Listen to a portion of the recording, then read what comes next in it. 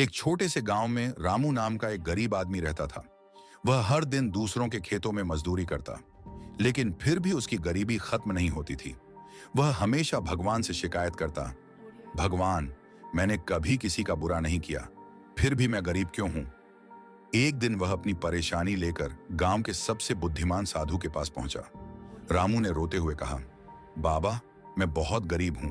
मेरे पास अच्छा घर नहीं, अच्छे कपड़े नहीं, पेट भर खाना भी नहीं। कृपया मुझे कोई उपाय बताइए जिससे मेरी गरीबी दूर हो जाए। साधु मुस्कुराए और बोले, बेटा, असली गरीबी बाहर की नहीं, अंदर की होती है। क्या तुम सच में गरीब हो? रामू ने आश्चर्य से पूछा, बाबा, इसका क्या मतलब? साधु ने कहा, अगर मैं तुम्हारी आंखों के बदले तुम्हें 10 लाख दूं, तो क्या तुम स्वीकार करोगे? रामू घबरा गया और बोला, नहीं बाबा, आंखों के बिना मैं कैसे जीऊंगा?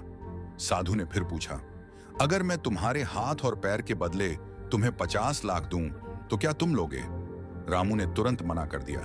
साधु हंसते हुए बोले, तो फिर तुम गरीब कैसे हुए?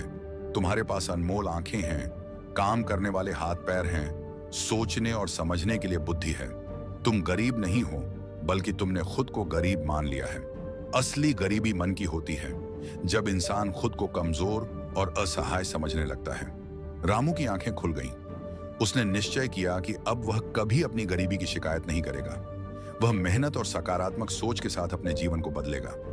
कुछ ही वर्षों में उसने अपने काम से अच्छा पैसा कमाया और गांव के सबसे सफल लोगों में शामिल हो गया। शिक्षा, गरीबी सिर्फ धन की कमी नहीं होती, बल्कि मन की सोच से भी होती है। अगर हम अपने अंदर की कमजोरी और नकारात्मक सोच को हटा दें, तो कोई भी हमें सफल होने से नहीं रोक सकता।